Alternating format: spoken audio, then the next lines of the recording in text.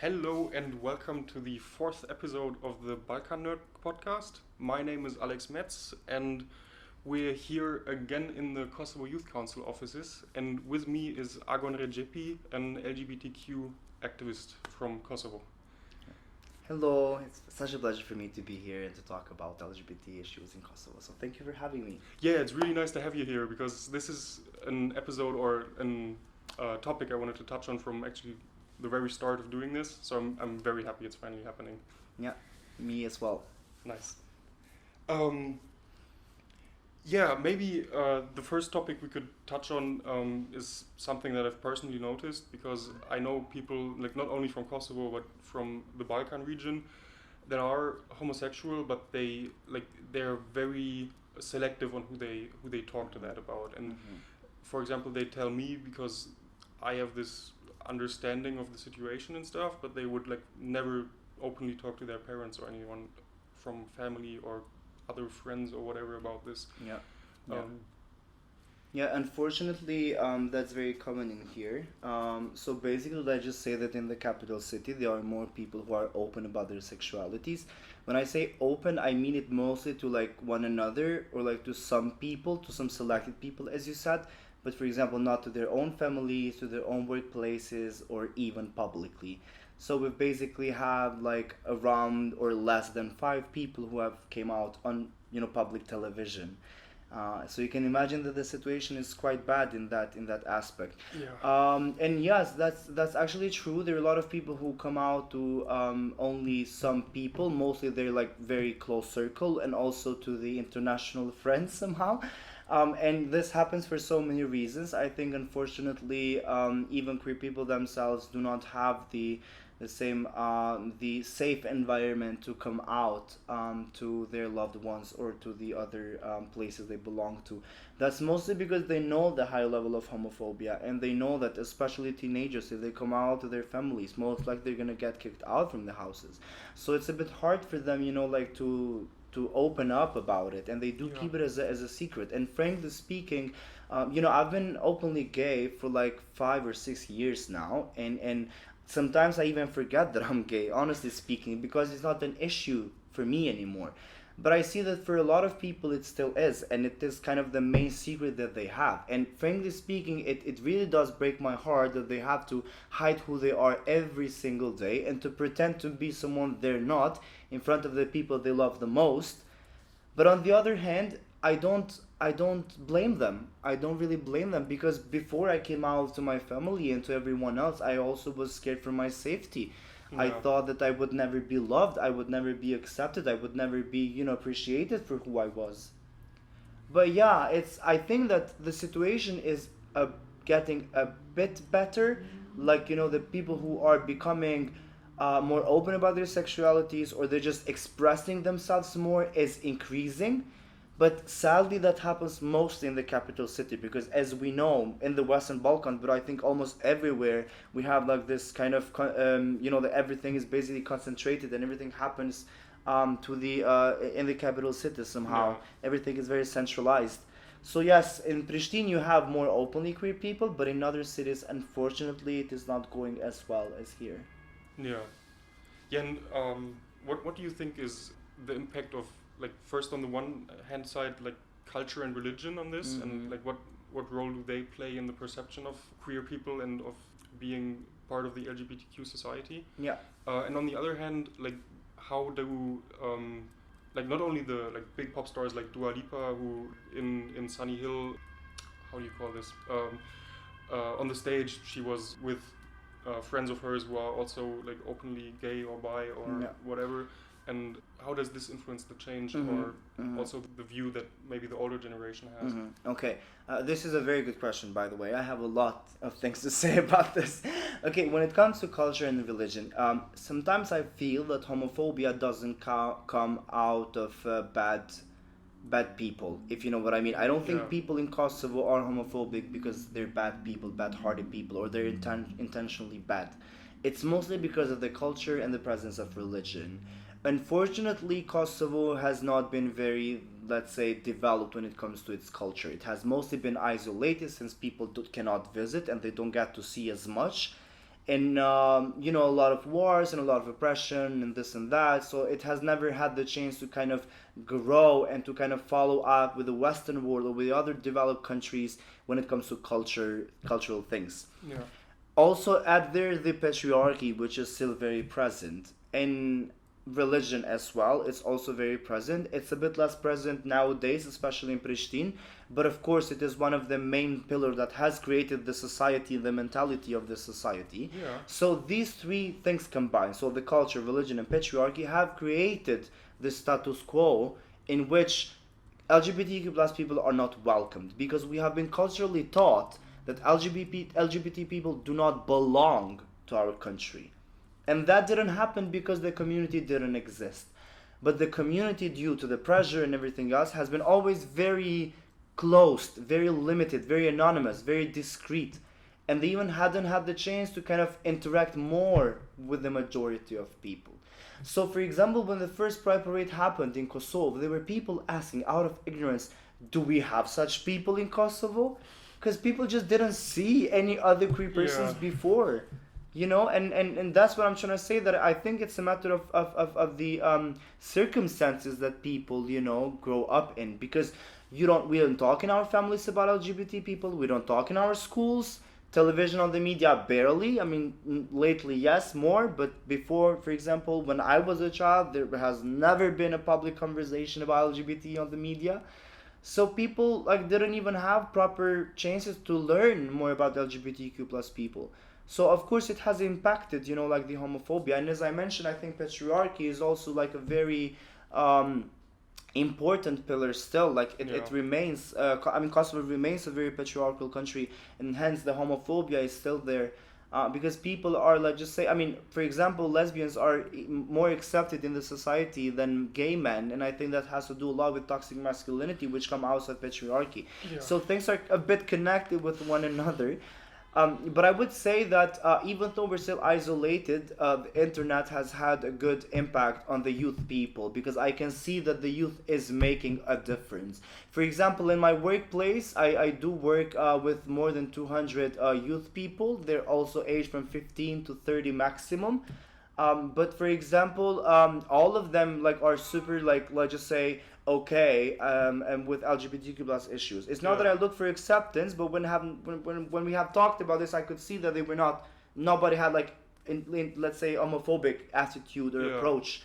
And you know, that makes me very happy, because we're talking about 200 young people, and these people got educated by the internet. They didn't get educated by their families, no, not by their schools, but mostly through the internet, and also through the LGBT community that is slowly growing and becoming more united.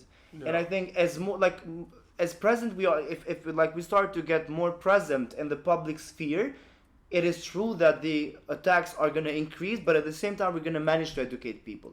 Because if it wouldn't be for like some people and some friends of mine that came out publicly, we wouldn't be where we are right now. So like somebody has to go through this so that we kind of empower ourselves first, and then when we are empowered, we don't look for acceptance, and everybody has to kind of, you know, just deal with that.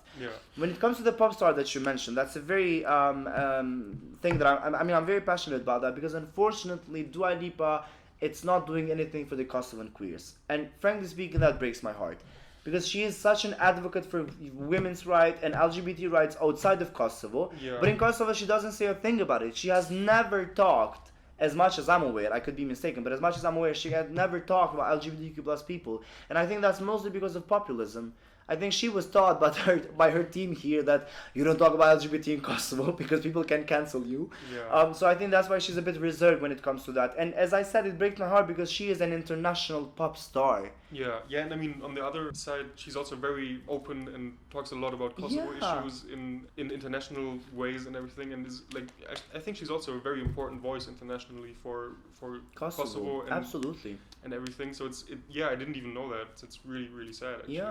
But like, for example, like, she posts a lot about LGBT issues, and I mean, she was one of the first artists to cancel her own colleague for saying something homophobic. She was like, I don't know, like, if you know the case, but she basically had the song with Da Baby, which is a rapper, and he said something very controversial about gay people and AIDS, and then she distanced herself. You know, like that's not very common. Yeah. Like I barely see any pop stars reacting and kind of trying to call out their own colleagues for doing something wrong or for saying something wrong, and she did that. Yeah. And she also like, I mean, I think she is an LGBT activist for the world, but not for the Kosovan queers, sadly. Because like she raises the flag, she talks about LGBT issues in other countries. She, as you mentioned, most of her team are openly gay people.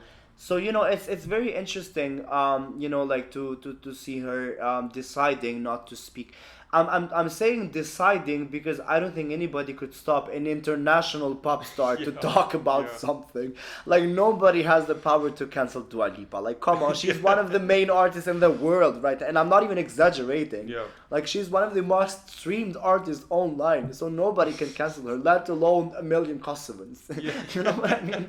And it's not that everybody's gonna cancel her because of that. So since you mentioned Dua Lipa, I also want to talk more about some like Kosovan artists. Yes. Lately, there are there are more artists who are openly supporting the community, and I think that's very important. Yes, definitely. And this is just like a sign that nobody's gonna cancel you because of that. Yeah. Like yes, if you post something LGBT related on Instagram, people are gonna bullshit about it. They're gonna say the homophobic stuff, but nobody has the power over you, and people will still go to your concerts. Because I think that was the reason why local artists were a bit scared to talk about LGBT, because they were like, but what if people cancel us? What if nobody's gonna come to our shows? No, people will. Keep making good music and they will. Yeah. You know what I mean? And how important it is for them to speak up about LGBT rights. I think it's very important, because like we're talking about artists who have an audience of thousands and thousands of followers. Yeah. And let's just say if you have 300 followers, and if 300 of them, 300,000 followers, and only 300 of them are gonna, let's say, change their attitudes toward LGBTQ plus people because their like icon and their idol supports them, it's very welcome, and it's very, you know, cool to happen. Like, because social changes take time, and it has to go step by step, and everybody has to contribute to these steps. Yeah. Yeah. Also, maybe another aspect is like, I mean, there's probably hard to say anything representative here, but what's your feeling about like whenever LGBTQ rally happens? Like the way I was told it so far in conversations is that a lot of people like allies go to the rallies, but a lot of the people who are like gay in secret, so to say, that they actually stay at home because they're worried that like going there might be this the one spark that is the secret admission kind of. That is quite true. As I mentioned, the community is becoming more open lately, but still that's true. I think most of the people who go to Pride Parades are still just allies and not the community itself, which is a bit, you know, it's a bit challenging, I would say, and it's a bit sad. Yeah, and I mean, it's a good thing to have a lot of allies, but also like Pride is for you. Belongs to me more than to my allies. Definitely, definitely. Absolutely. It's your event. And also, I mean, like, Bubble, that's like, those are places there for the LGBTQ people. Like, I consider myself a guest there. I have to apply to certain rules. I have to behave myself the way it's expected from me. And well, frankly speaking, I very much appreciate like your attitude towards it, because I think like as an ally, you really have to know when you're overstepping to a movement and when you're being an ally. For example, of course, I am an ally to any other social movement, such as anti-racist and such as the women's rights movement. But, you know, at the end of the day, I am an Albanian man, so basically I'm not, like, I don't have to deal with racism in Kosovo, right? Because I'm also, you know, like, white and everything else.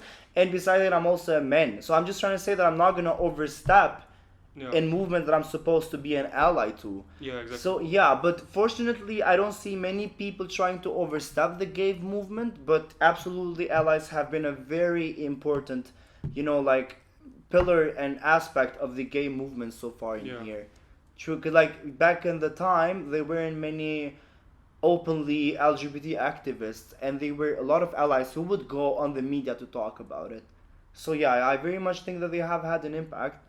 But of course I would want to see more queer people in queer spaces, obviously. Like if I want to go to a gay bar, as Bubble, which is a queer bar, I think the first and also the biggest one in Kosovo, and the only.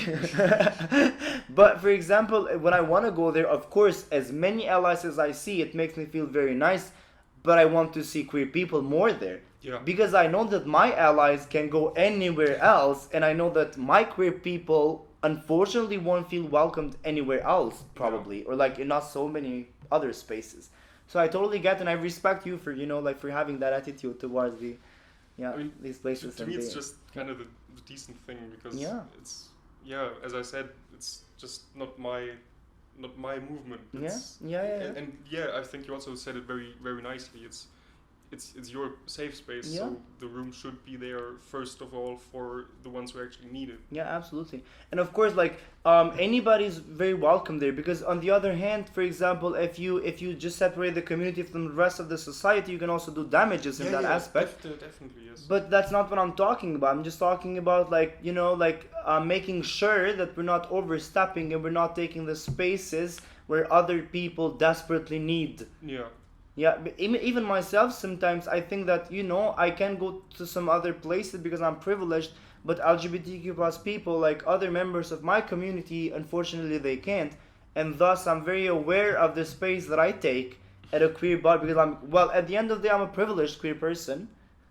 So yeah. Yeah, may I ask you, like, in which way you consider yourself privileged? Yeah, so many reasons. First of all, I live in the capital city and I have easy access to all of queer events happening. Second of all, I do come from an environment that I mostly feel supported from. So like my family knows that I'm gay and they support that. My friends do, my workplace does, and like basically everyone that knows me knows that I'm gay and they have to respect it. And I feel privileged, you know, like to have that, you know, like that very supportive environment in my life. And also I'm, let's say, economically independent, so I can also afford such things and everything else. And I'm a man, I'm a cisgender man, you know, I'm also an Albanian man, because of course there's also a bit of a racism inside the community. So, you know, there are so many things that make me feel more privileged than some other people. And of course I'm less privileged in some aspects, but I'm mostly privileged if you compare, for example, me to this other queer person coming from Dragaš, let's say, which is like, you know, a very small municipality like in the south of Kosovo. That's just what I'm trying to say. Yeah, it makes a lot of sense. Yeah, I mean, for example, for me, as I mentioned, at times I forget that I'm gay, and I don't even look for acceptance anymore, because I just forget about it, because it's not the main issue in my life, but for someone else is. And I just want to be aware of my privileges that I have, and I think everybody should be aware of their privileges, because in the moment that you try to see how privileged you are, in that moment I think you can start in becoming a better ally and just helping other people who do not have the privilege that you have. Yeah. Cool. Yeah, maybe from this, moving not only outside the capital city but also moving outside of Kosovo. What's your takes on other Balkan countries and the way you see the LGBTQ societies there, and what's similar, what's different? First of all, I would like to say that I think the LGBTQ plus people are literally making a difference when it comes to like the collaboration and cooperation among the Western Balkan countries. For example, when it comes to Kosovo and Serbia, I think only the queer people are doing reconciliation by exchanging things with one another. I really, really mean that. Like, what the politics are failing to do, the queers are doing. Like, we have had a lot of Serbian performers and Serbian, you know, like events happening in Pristina, and also Kosovan performers performing in Serbia, and these things do not happen politically. I mean, the politics don't allow that. The politicians don't, because the act is very political itself, but I'm talking about the politics. So yeah, and when it comes to the other countries, I think it depends what country we're talking about. Some countries do stand better in some ways, but worse in some other ways. When it comes to the laws, Kosovo, it's pretty much okay. Of course, there, you know, like there's a need to advance some specific laws, but in some others it does stand better than some other countries. For example, I've worked in Tirana for a year at this LGBT organization, so I feel, you know, entitled to talk about the situation there. For example, if you compare it to Kosovo, there are many more openly queer people, especially the transgender community there is very big and it's very visible. You get to see a lot of transgender women, especially in the public sphere, and I think that's beautiful. But unfortunately, the attacks are even higher than in Kosovo because the community is more present. So yeah, there you have that. But for example, in Albania, I think that even though there have been years of like public representation of queer people, homophobia is still very high. I feel that Kosovo, it's a bit better when it comes to changing. I mean, as I mentioned earlier, social changes take time. It's not that, like within over a night you can, homophobia is gonna get destroyed. Doesn't work like that, unfortunately. You have homophobia in the most developed societies where like human rights are very much respected, and you still might face some homophobia there. Left alone in the Western Balkans, which are known as like one of the, not very, let's say, respectful when it comes to the laws and to the diversity. So yeah, I mean, in Tirana, of course, it's a bigger city than Pristina, so the community there is a bit bigger, but it's not as organized as it is here. So yeah, I just feel like that. I might be wrong, but this is just my opinion and my experience with it. But yeah, and there are a lot of amazing activists and organizations who are doing an incredible job with the community in Albania, because unfortunately in Albania people talk and react only about things that have to do with political parties. Nobody care about any other movements besides the politics. I really mean that. But even if you organize a protest for like against, I don't know, like rape or sexual assault or homophobia, whatever, you're gonna have only a few people protesting. But if one of the political leaders would organize a protest, you could have thousands and thousands of people. So what I want to say by that is I don't think people are very conscious about social things and then discrimination in general. So that's about Albania. I don't know if I answered your question, but yeah, that's what I feel like sharing about Albania. When it comes to Serbia, it's interesting because I think Serbia remains a quite fascist country. And for example, they have a lesbian prime minister, which I think is just a puppet. And she has all the privileges that other queer people can't. Like, she's married, she has a child with her girlfriend, and queer couples cannot do that in Serbia. So that's very, very bad. And for example, I think that, however, the community in Serbia is very big, is very organized, and they're hosting Euro Pride this year, and I think that's huge. Like, if you see it in the 90s and the early 20s, when Belgrade was having their first Pride parades, activists died on the Pride walks. And if you look like 10 years later, they're throwing the biggest LGBT European event. But I think that explains a lot about how far the queer activism has gotten in Serbia. Yeah, but I think we should also add that Vucic, like, he said that he wants to cancel it. And I mean, I think it's a very good thing that the organizers of Europride said, well, pretty much, fuck you, we're gonna do it. Yeah, that is true. But frankly speaking, by the way, I hate Vucic with all my heart. Same, but and that's not because he's a Serb, obviously not. But for example, I think he did that also to kind of take the attention away from the deal he made with Kosovo. Because recently they made the deal with the Kosovan government to not have any other papers when it comes to the law, which means that the Serbian authorities are going to recognize Kosovan documents. And that's a step to recognizing Kosovo as a country. And I think that would be such a big deal if it would become more public in Serbia. So he was just trying to use the queers to kind of get away with it. But besides that, I think it's very, as you mentioned, it's very inspiring from the organizers and from the community, like not stepping back. Obviously, I'm gonna go to Belgrade for the Euro Pride, but not gonna lie, I'm a bit scared actually, because if 100,000 people protested, a few days ago against Euro Pride, this, it's a bit tricky. But on the other hand, I think it's gonna be safe, because otherwise the organizers would not organize something that it wouldn't be safe, because of course they think of the safety of the people. So yeah, but I think this explains a lot how in Serbia both parts are very empowered. The homophobes, but also the queers. So yeah, but the scene there, the cultural scene is amazing. They have a lot of cultural events happening all the time. I think it's centralized only in Belgrade, mostly in Belgrade, but still it's huge. And I know a lot of people who are openly gay, but they don't work necessarily in the organizations. Because here, all the LGBTQ plus people that I know, they work at the organizations. Yeah. And I think, of course, that's good. But on the other hand, I wish that we could have other people working in other fields and also being openly queer. Yeah. Because it could make, a difference. And I think Belgrade has that. I personally have met journalists who are openly gay. And they are, I don't know, like, for example, journalists about politics.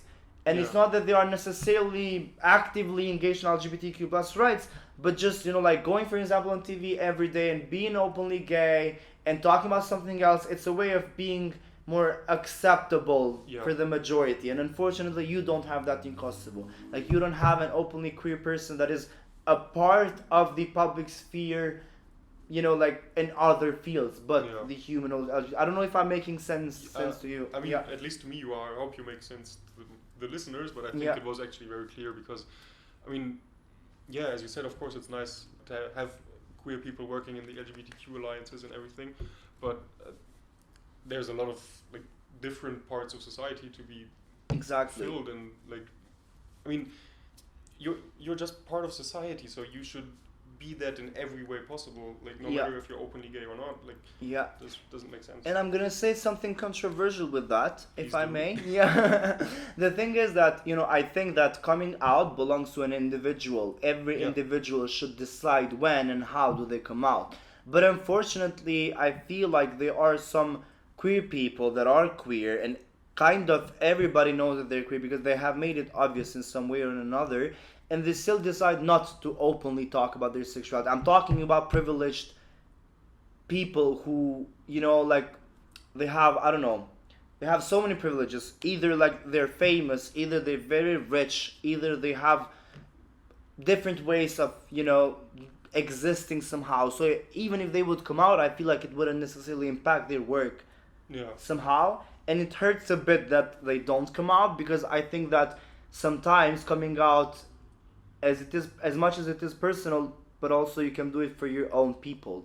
So somehow when I was in high school, I came out to most of my schoolmates, and even though I was scared because I was bullied when I was in high school, but I wanted to do it for all the other LGBTQ plus students that I had in my school. You know what I mean? So I think at times you just gotta do it, of course, for yourself, but also for some other people. And if it doesn't impact your life, why are you not doing that? You know what I mean? But again, as I said, it's a personal decision at the end of the day, and everybody is going to decide when and how do they want to come out. But if it doesn't cost you a thing, why don't you do it? Like, it's a public secret. Everybody knows they're queer. Because, as I said, they have made it obvious somehow in some way or another. Yeah. So, it's just a bit... I'm not a fan of that, no. Yeah, very hard for me to say something to that. Yeah, I know, it's a bit controversial, as I mentioned. Yeah, but I think that's also something where everyone needs to know for themselves where they stand. Absolutely, yes.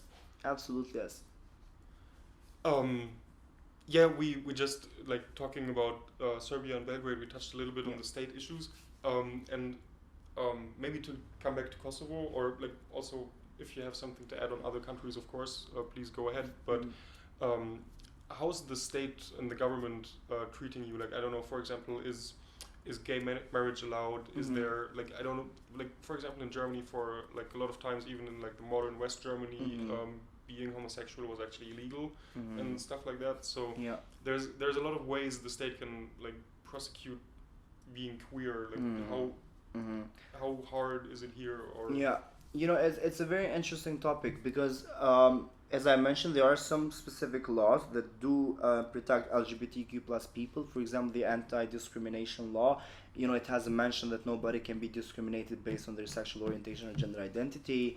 So that's one of the laws that do protect LGBTQ plus people directly. But there are also some other laws which do not include LGBTQ plus people, and maybe later on we can talk why that's important. But first I want to explain about the gay marriage.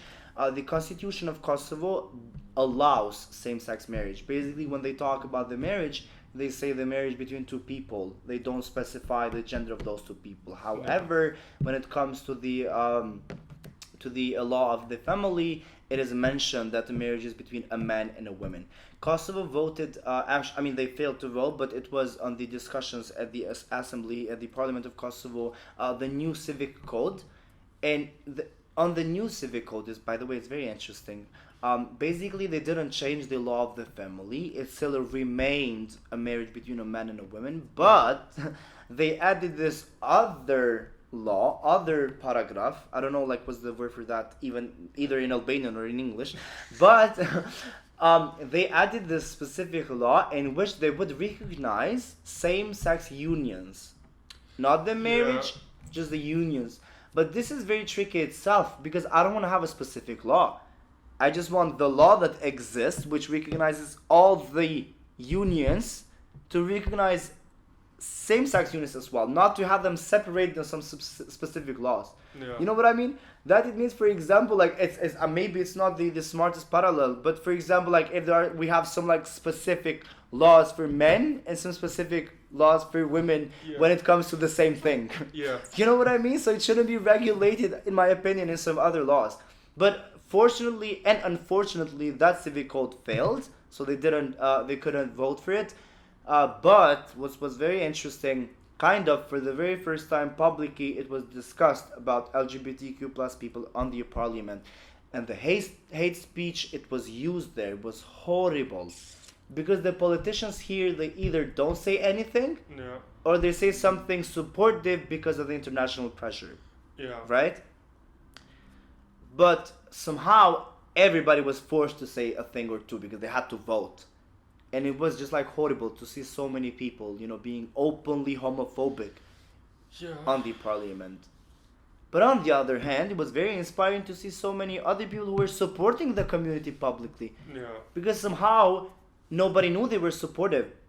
Because they didn't do anything for the community, and out of nowhere they come and, the assembly, and they say, of course everybody deserves it. And like, oh wow, where have you been? Why haven't you been an ally to the movement so far? Yeah.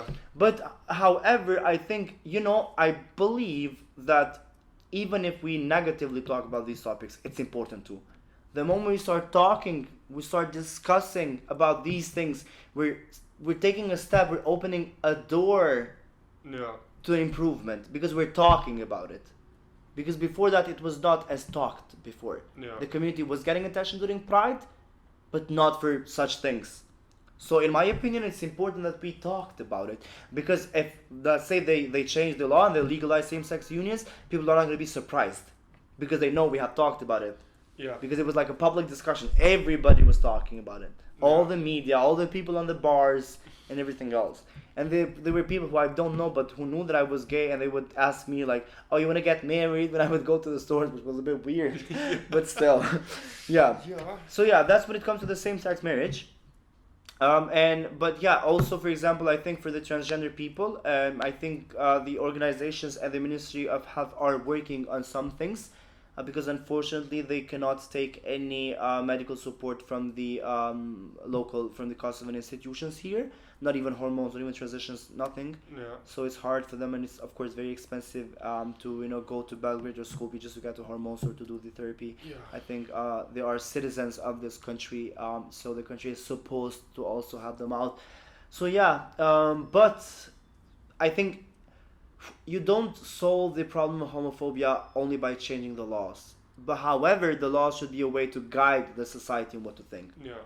Because with the law you cannot kill anyone. That doesn't mean that killings are not going to happen, but they're going to be reduced because the law works. If you know what I mean. Yeah. Maybe it's not the smartest parallel again, but I go from extreme to the other extreme. So I think that they should guide the society into thinking differently. And for example, like now the businesses know that if they don't give access to their services because you're gay, that discrimination, they're going to deal with the law. Yeah. So even if they don't want to, they know that the law forces them to. So they will. You know what I mean? Yeah. So it kind of makes a difference. But as you know, frankly speaking, in the Western Balkans, in Kosovo, the laws are not very much respected, as I mentioned earlier. Unfortunately, we're so taught to exist outside of the rules. So it's very, very interesting. But again, I strongly believe that, the law should guide the society, because there were a lot of people saying, yeah, but the community is so very discriminated. Why do you need same-sex marriage? Maybe nobody's going to get married. Doesn't matter. Even if for the next 20, 30 years, no gay couples are going to get married, for me, it's important for everybody to have the right to. Yeah. And if you decide to get married or not, that's a different topic. Yeah, exactly. But maybe I will if I find a boyfriend by that time. if they're gonna allow me to, I will. I'm gonna marry someone in Kosovo. Yeah. I don't know how much I believe in the institution of the marriage as such, but that's another topic. Yeah, exactly. That's not what it's about. Yeah, but that's about the loss. But when it comes to the government, I want to say that they're not doing as much because unfortunately they are. The current government, the Albin Kurti's government, like he's the prime minister of Kosovo at the moment, they're being a bit populist. They are being a bit careful. They're playing a lot with religion, and when you play with the religion, you cannot play with the gays as well. So it's either this or that, in my opinion, because they're so like against one another constantly. I'm not saying that they're not combined, because there are a lot of people who are religious but do respect LGBT rights, and vice versa. There are a lot of LGBTQ people who are also religious, so of course they're combined because they're both part of the society.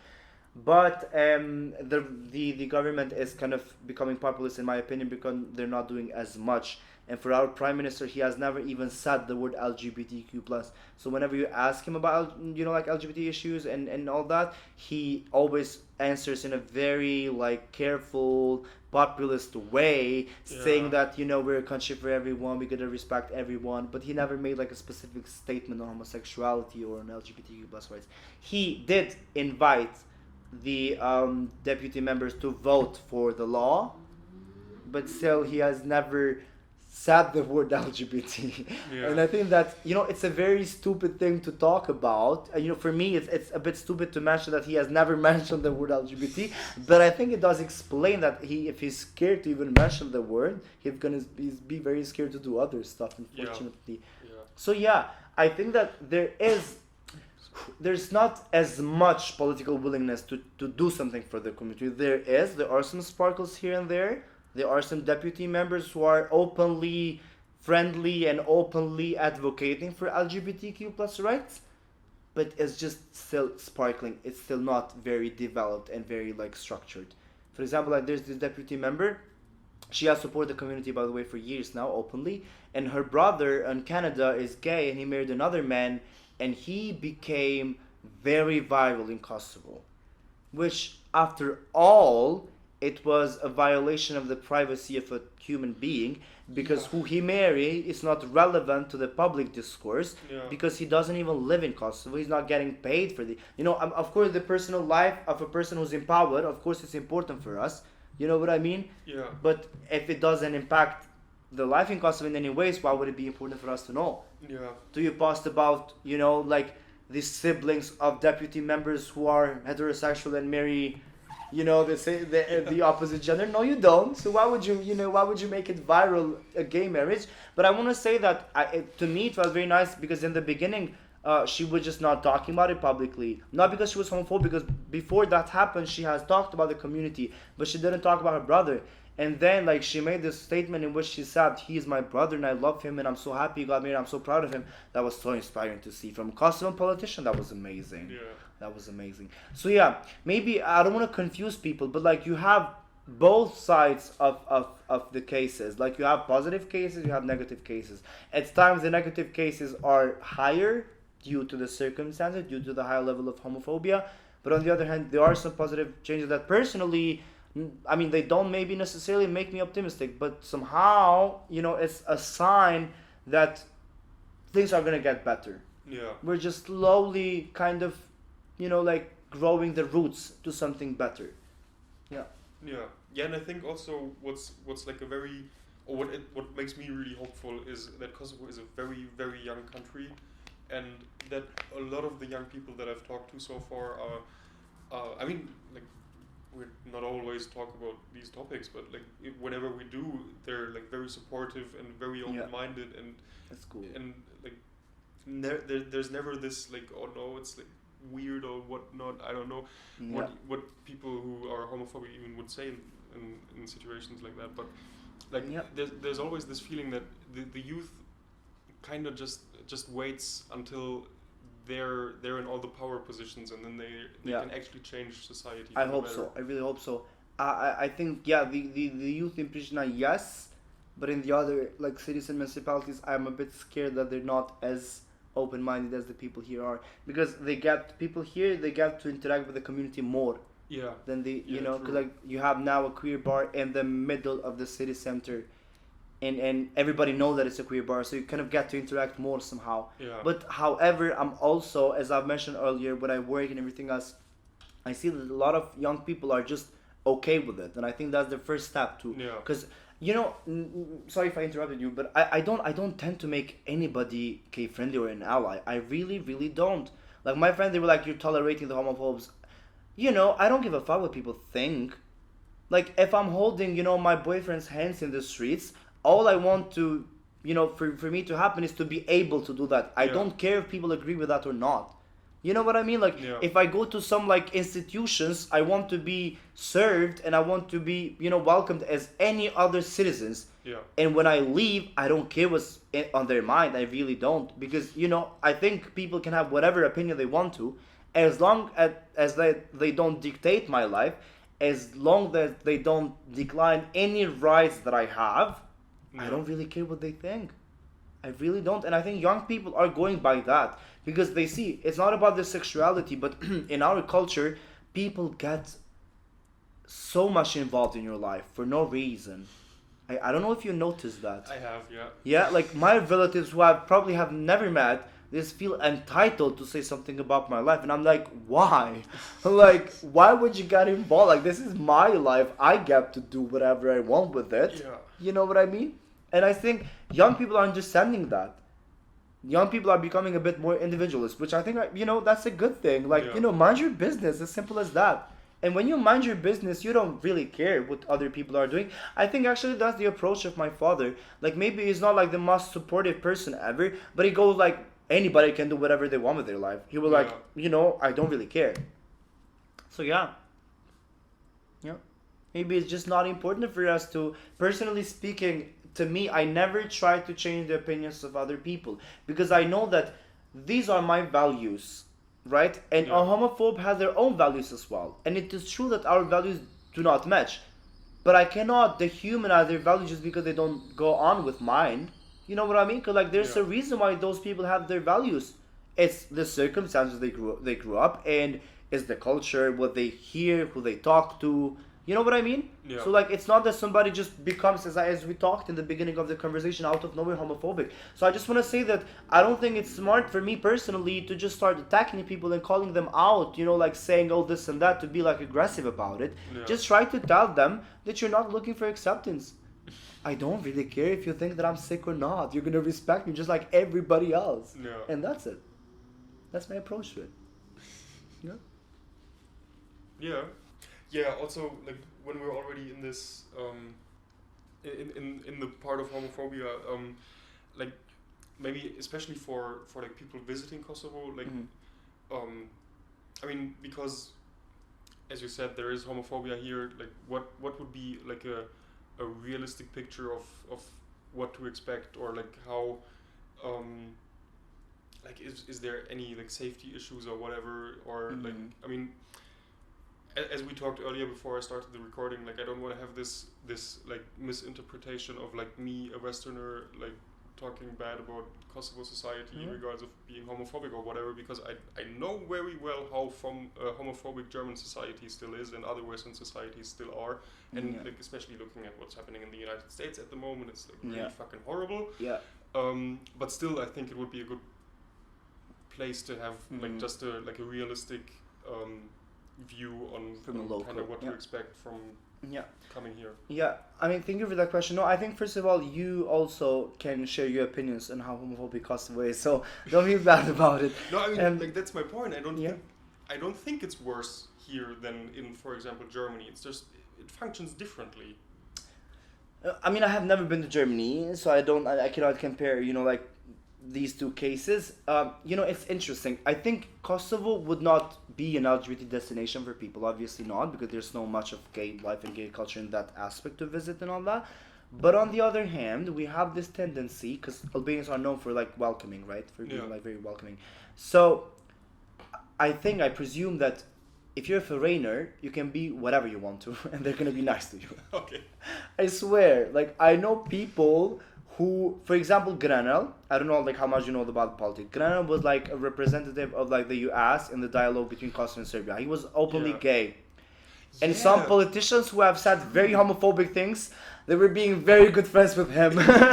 So I would like the irony, the hypocrisy. So I'm just trying to say that I think we have been taught that we have to be liked by the internationals, so we would give anything to be liked by the internationals. You know? So I don't think they're gonna be mean to anybody because of that. Yeah. But on the other hand, as I said, I think Kosovo remains a homophobic country. Unfortunately, in the other cities it's even worse. But in Pristina, I presume that maybe people can give comments to you. Maybe they're gonna be wild online, but I doubt whether you can get physically attacked for being queer in Pristina. Yeah. I don't remember when was the last, like the attack that happened. Like, for example, I have a lot of gender non-conforming friends and non-binary friends who do not like meet the gender stereotypes. Thus, whenever we go together in public spaces, they get a lot of stares. They get to comment here and there, but it's not that they have ever been physically attacked, let's say, because of that. But again, like, I don't want to give like a wrong image of Kosovo, because I very often I mention on this conversation as well that I'm privileged, so I don't get as much of discrimination and oppression as my other, family members do. So yeah, I think it depends who you ask. Yeah. Also, for example, if you ask transgender women, obviously their opinion to this is going to be much harder, because for transgender women it's very, very hard. So if I would have to give to describe the situation for someone that wants to visit Kosovo, would be, you can be gay, very gay in some specific places, and in some others just be aware and conscious about that. Yeah. Because for example, at Bubble or at other cultural things that happen, you can be as gay as you want to. Everybody's gonna be very, very accepting and very welcoming of that. Yeah. But if you go to some, other places, maybe you can, but you're gonna get a bit of, maybe just stares at you. For example, it might sound bad to say, but lately I've started to interact more with the straight world. Now I do things, I swear, as bad as it sounds. But for example, now I go to heterosexual orientated bars. You might know what I mean by that. Because and mostly I expect people to be homophobic there, because there are a lot of testosterone there, and most of the Albanian testosterone is homophobic. But it's just the truth. And when I go there, and at times I become so gay, I either dance, or I'm wearing something pride related, there are people a bit confused, because they have not been used to seeing a gay man coming to their spaces like that. And I've had people even calling me a faggot or everything like that, and I would just laugh at it. I was like, oh, look at you, look what you're saying to a stranger. You know what I mean? I don't get impacted personally. So I think but of course I don't. What I wanted to say by that is that you have to be conscious where you go. Yeah. If you go to such places, just be conscious that people might say a word to you. You cannot go to such places and expect that nobody's gonna do anything, because unfortunately they will, because it's homophobia. Yeah. I don't know if I gave you an answer, because no, I think it was a really good answer, because I'm just still.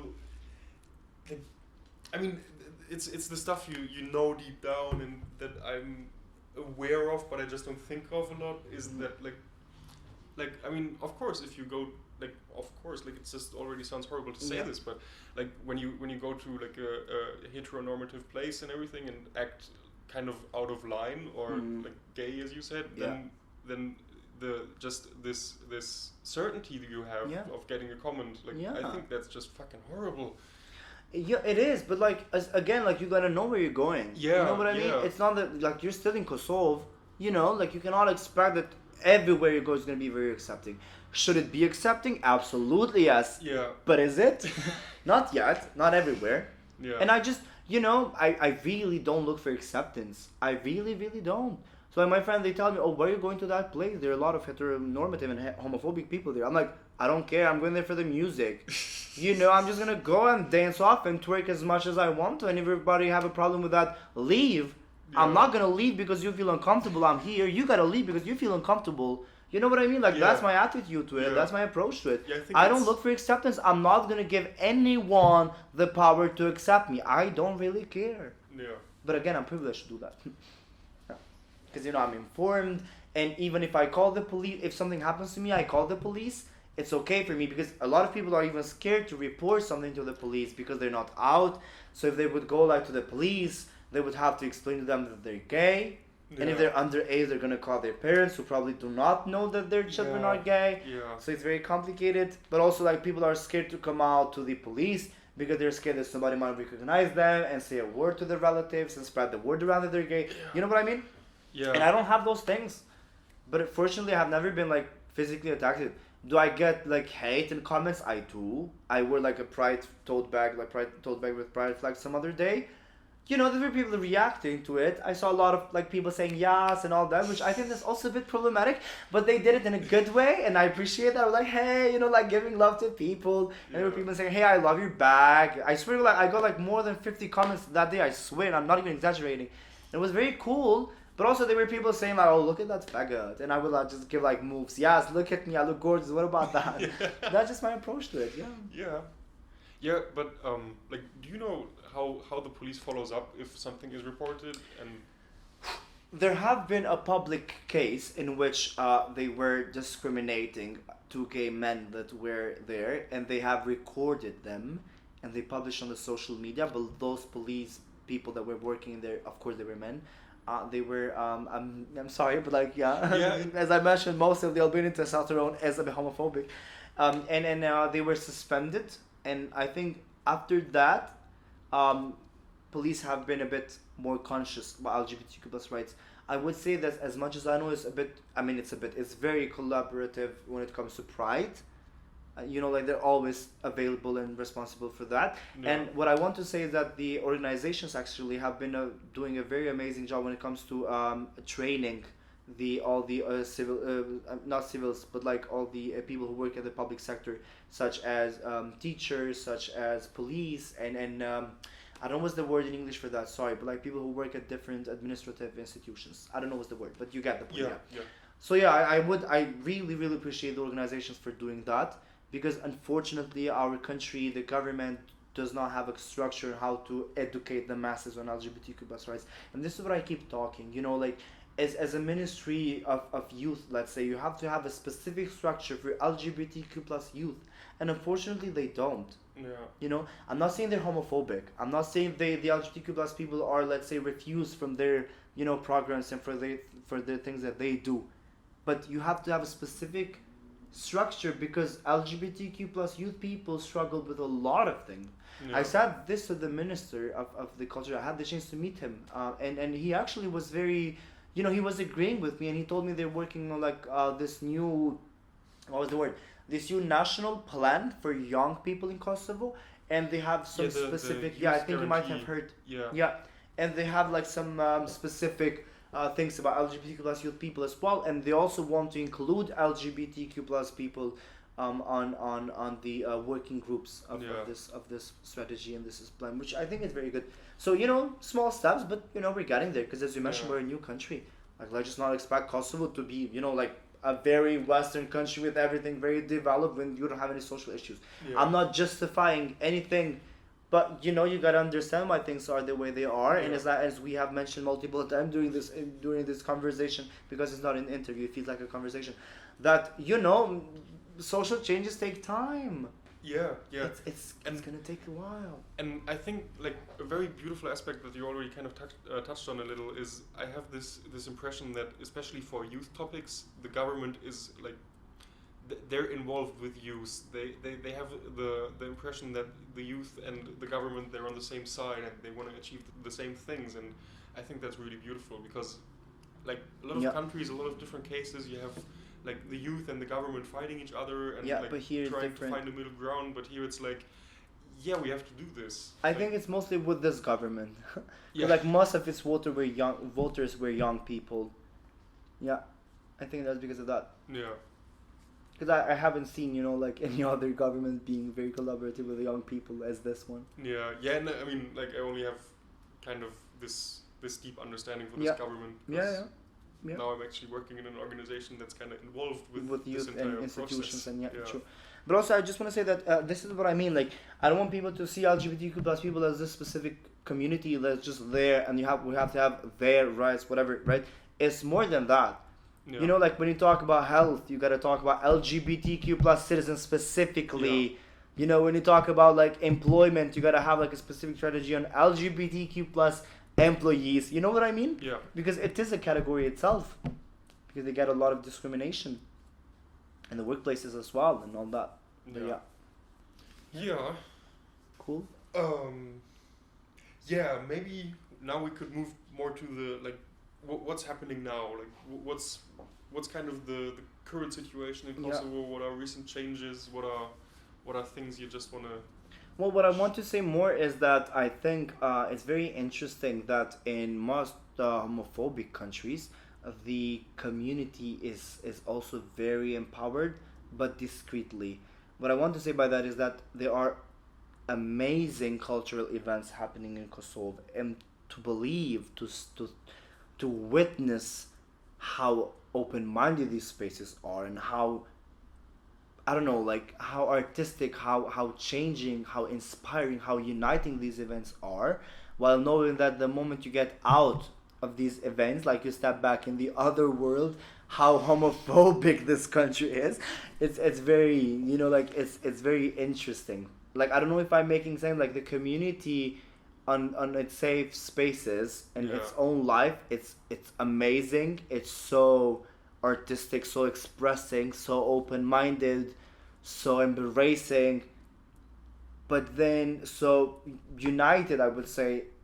But then, like, this is just like the safe, discrete spaces somehow. I don't know if I'm making sense, but for example, I think the queer culture is growing and is absolutely making a change when it comes to people. Yes, most of the people that go to such events are queer friendly, but you know, each time I go to a queer event, I see different people that I haven't seen before. You know, I think that's a way of, you know, like making a change. Yeah. So yeah, that's mostly happening, and of course, we finally have a queer bar in Pristina, which is amazing because, for example, Albania doesn't have a queer bar yet. Yeah, and here the queer bar is like not a, it's a very cool queer bar, and it was opened recently, a few months ago, and it still has hundreds of people going there per night and every day. So it's quite cool, and the drag culture is amazing. It's amazing. It The queer really culture, it's not. Unfortunately, there's no much of queer culture besides the drag shows. But you know, we're getting there. We're having more artists who are experimenting a bit more when it comes to the queerness, like expressing more their queerness, but also adding the queerness to their artwork, which I think is amazing. Yeah. For example, we've had a lot of artists at Manifesta, which is the European nomadic artistic biennale that takes place this year in Pristina, in Kosovo. And you have a lot of artists talking about queerness and adding the queerness to their artwork, and I think that's beautiful because all the citizens get to interact with these places, because like Manifesta is having thousands of visitors every single week, and I of course I don't think that everyone that comes to Manifesta is queer friendly, so somehow they get educated because they get to interact with an, you know, queer artwork. So Yeah, and I mean, also we like talked earlier about like Dua Lipa. Like, I mean, if I'm not mistaken, she was born in London, right? Or at least raised I think a lot so. of her life. And no, I think but she lived in Kosovo like a few years. Yeah. But most of her life have been in London. Yeah. Yeah, but whatever I want to come back to actually is like she's this kind of like, let's say, high tier artist, like very known, like one of the most famous at the moment, most streamed. I think it's really also very important to have local artists from Kosovo that don't have this big international recognition yet to actually like engage in the local society, in the local community where they live in, and to foster this change from within. So I think also especially Manifesta is like a really good opportunity, and then like, there's criticism about Manifesta and everything, which I also get, but which would probably like explode the whole podcast to multiple hours now. True. But I still think it's very important that it gives all these opportunities to young artists from Kosovo, from the societies here, and I really like that. Absolutely, yes. And I just want to say that the artists now in Kosovo, as I mentioned, they are more openly supportive artists, but I think they still have to add more queerness to their artwork. Yeah. You know, like, thank you for advocating for human rights online and maybe offline, but you know, why don't you make a song about love and you have a gay couple? It doesn't have to be about gay love, just make a song about love, for example, and have gay people kissing in your own video clip. Yeah. You know what I'm saying? Like, as simple as it sounds, but that could be changing, you know, that could be educating. Yeah. Because I don't think people are still normalized with gay couples. Maybe they are aware of LGBTQ plus people, but we've barely seen, if never, have seen gay couples in the public sphere. Yeah. Cool? Yeah, is there anything else you would like to add? Not really, actually. I feel like we've talked about so many things. And yeah, I just want to actually thank you because I felt very comfortable during the conversation, and I feel very nice to very nice to hear. To have talked about all these things. I hope I was clear because obviously English is not my first language, first of all. Very good English, I have to Thank say. you, but I'm smarter than Albanian.